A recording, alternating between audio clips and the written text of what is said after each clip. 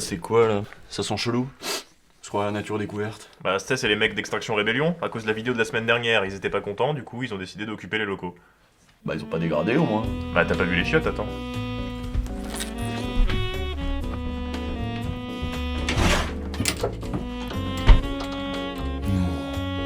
Y'a plus un tag dans les chiottes, ils ont tout effacé.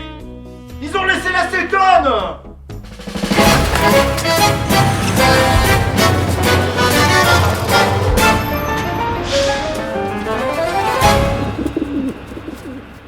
Est-ce que vous connaissez le Petit Paumé? Pourquoi tu t'énerves? Le Petit Paumé, c'est un guide des bonnes adresses de Lyon, créé et édité par des étudiants en école de commerce. Je comprends pourquoi tu t'énerves, ouais. C'est fait par ces petits cons là, dont les parents ont payé 14 667 € pour l'année. Ce qui fait la force, je pense, de l'EM Lyon, c'est cette garantie qu'il y a d'un réseau. Dès qu'on est inscrit à l'EM Lyon, on a tout de suite accès à ce qui s'appelle le réseau EM Lyon Forever. On a beaucoup d'anciens qui sont à des postes extrêmement intéressants. On travaille énormément en mode projet. Tout ce qui était prospection commerciale. Étudiants entrepreneurs. Et cette année, dans ce guide, vous savez ce qu'il y avait?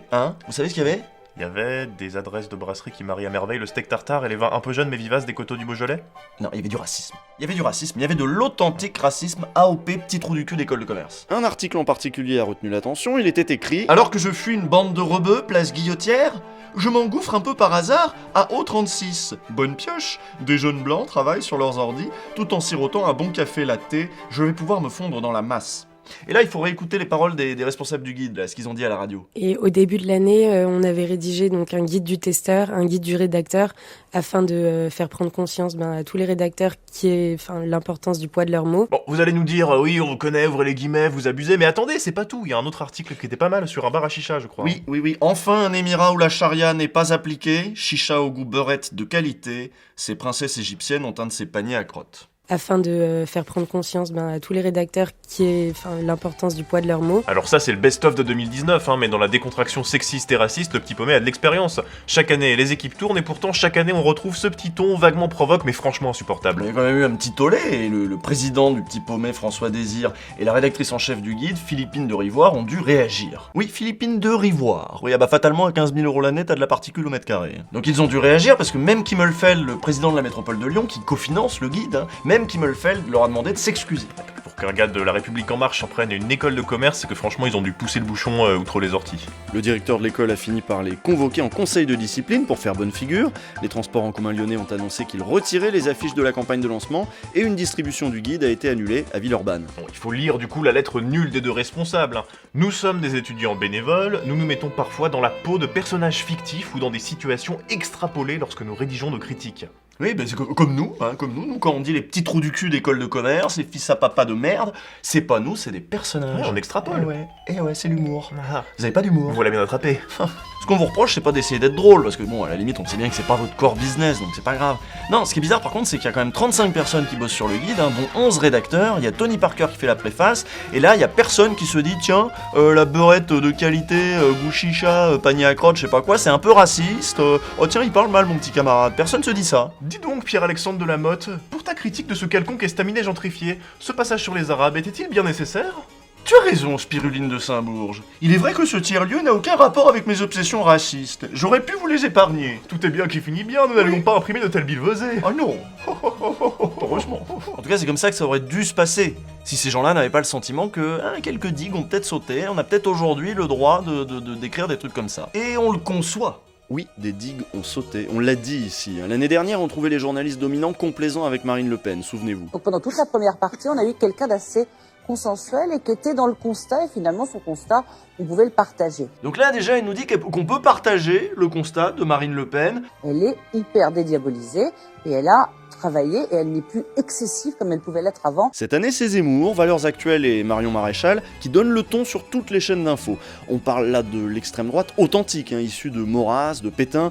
Zemmour sur LCI, il va jusqu'à dire que l'état de droit ça l'emmerde. Sur CNews, il défend le droit de Bachar el-Assad de gazer son propre peuple. Il dénonce le pouvoir des juges, celui du droit et de la justice en fait. On n'est plus sur du Éric Zemmour quand même, vous exagérez.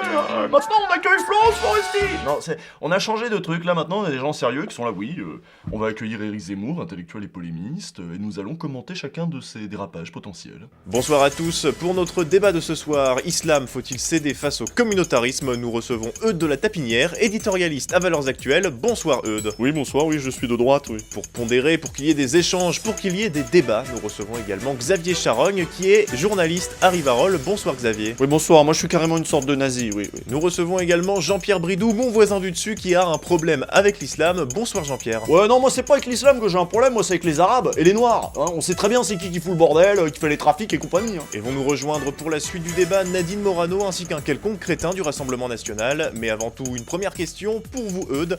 Ne fichez-ce les enfants qu'à partir de la maternelle, est-ce que c'est pas déjà du laxisme? Dans un tel contexte, on comprend que les petits malins du petit paumé se soient sentis dans leur bon droit, et pourtant ils ont été sanctionnés, des exemplaires du guide vont être détruits, et les articles en ligne ont été retirés. Par contre, Zemmour, lui, il n'est pas convoqué en conseil de discipline. On se demande pourquoi. Alors il y a bien eu quelques réactions à l'arrivée de Zemmour sur CNews. Je vous lis la conclusion de l'éditorial du journal Le Monde dans la République française de ce soir.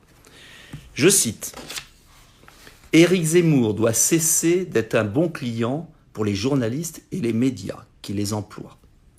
Il doit être traité pour ce qu'il est. » Deux petits points, conclusion. Un délinquant et un pyromane. On peut ne pas être d'accord avec tous les propos d'Éric Zemmour, mais sa liberté d'expression est sacrée en République. Et un pays qui ose traiter un penseur, un historien, de délinquant et de pyromane est un pays qui n'est plus une démocratie. Ta gueule! Mais la direction de la chaîne a insisté, sous la pression de Bolloré lui-même, pour que la France ait sa petite heure quotidienne d'Éric Zemmour. Alors, les étudiants, on peut encore leur taper sur les doigts, mais on fait quoi un Bolloré? On fait quoi un Zemmour? Bah, on peut le condamner pour provocation à la haine contre les musulmans, ça a été fait, mais ça ne l'empêche pas d'être invité et même embauché par des médias. Dieudonné a été condamné pour incitation à la haine raciale. Depuis, il n'est invité nulle part. Éric Zemmour a été condamné il y a 15 jours, mais il l'avait déjà été avant. Ouais. Bon, on a fait semblant de ne pas le voir avant, mais là on le voit, là maintenant, on ne peut pas dire qu'on ne le voit pas, on le voit. Il a été condamné pour incitation à la haine religieuse. Donc, comment expliquer que Dieudonné n'a plus droit à la parole dans la société française? C'est très bien d'ailleurs qu'il ne puisse pas parler, puisque il ne veut que répandre la haine, Dieudonné. Mais Éric Zemmour, c'est exactement la même chose.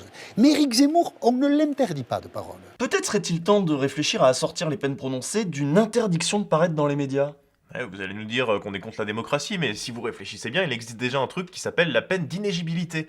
Parce que si vous faites de la merde, eh ben vous êtes exclu du jeu démocratique. Bon bah voilà, bah là c'est pareil, mais pour la parole médiatique, si t'es pas capable de parler sérieusement sans dire des trucs atroces, tu laisses discuter entre eux les gens qui n'appellent pas à la guerre civile, qui n'ont rien contre l'état de droit et la démocratie. Voilà, cette idée de loi, c'est cadeau, on vous la donne, si vous voulez la porter, députés insoumis, députés communistes. Tiens, ce sera l'occasion de tester les députés macronistes sur leur volonté de faire barrage. Là vous avez remarqué qu'on parle de Bolloré parce que Bolloré tient personnellement à ce que Zemmour aille sur sa chaîne, mais Zemmour peut aussi compter sur LCI, la chaîne de Bouygues, pour diffuser en live la convention de la droite de l'extrême droite. D'ailleurs, cette surmédiatisation de l'extrême droite, elle pourrait pas se faire sans l'assentiment de ces quelques grandes fortunes qui remettent un peu au goût du jour la vieille alliance entre les capitalistes et les fascistes. Oui, puis étonnamment, ils choisissent jamais de diffuser en live un meeting conjoint du NPA et de LO ou les universités d'été d'attaque. Revenons-en à nos étudiants.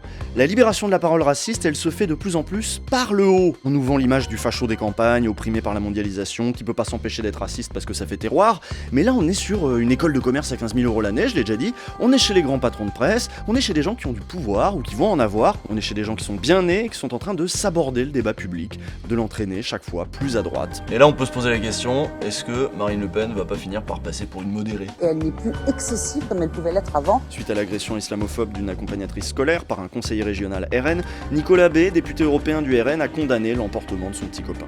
Évidemment, je ne l'aurais pas dit et je ne l'aurais pas fait comme ça. C'est certain. Est-ce que vous le condamnez? Oui, je pense que, je vous dis, c'est une maladresse. Je pense que c'est des propos qui étaient malvenus, qui étaient...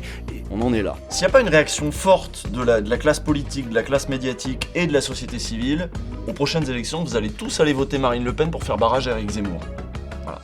Mais au moins, il y aurait eu du débat. Ah bah c'est la démocratie. Ah, il y aurait eu de l'audience même. Ah oui. Ah oui, gros débat. Liberté d'expression. Liberté d'expression. Bah sinon c'est le fascisme. Hein. Ah bah oui. Bah au final, c'est quand même le fascisme. Peut-être s'y prendre autrement. À lundi prochain. Message de la rédaction d'Ouvrez les guillemets. Certains propos choquants à l'encontre des étudiants en école de commerce et des fils à papa en général ont été prononcés dans cette vidéo. La liberté d'expression peut aussi être utilisée pour parler des petits péteux blancs de droite. Le mépris de classe inversé n'existe pas et n'est pas sanctionné. Cela aurait pu être pire, on aurait pu dire que la plupart des salauds de patrons et des petits start-upers suffisants sont blancs et racistes. Et nous nous refusons à faire des amalgames aussi hâtifs. Si vous avez mésinterprété nos propos, nous en sommes désolés, c'était une maladresse qui ne se reproduira pas. Ou peut-être que si, on verra.